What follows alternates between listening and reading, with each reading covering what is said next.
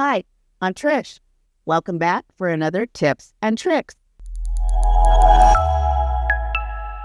So you have a standard 6062 track system existing in your facility, and you want to retrofit that over to accommodate the on the right track system.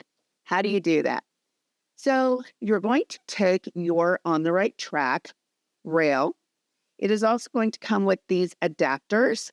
You're simply going to take these adapters, you're going to slide that here into the channel, give that a twist, and lock that into place.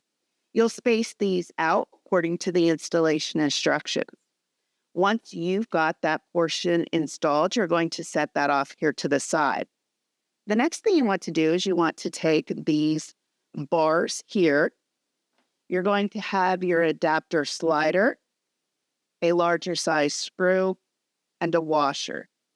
So what we're simply going to do is we're going to take this rounded side here. We're going to place this screw here, place our washer on top, and that's going to go into this center hole here. Going to give that about a turn and a half. We want that to be engaged, but we don't want it to be tight. And that's going to allow this washer to hang down. So keep in mind this track is going to be hanging. You're simply going to slide this into your track, and you're going to go ahead and tighten that screw. Once that screw is positioned and it is tight, you're going to come over.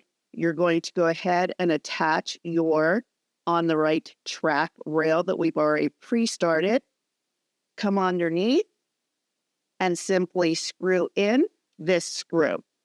That then is going to allow you to keep your existing track, retrofit to accommodate the on the right track, and allow you to hang those curtains, thus making change out a lot easier in the future. And that's it for another Tips and Tricks.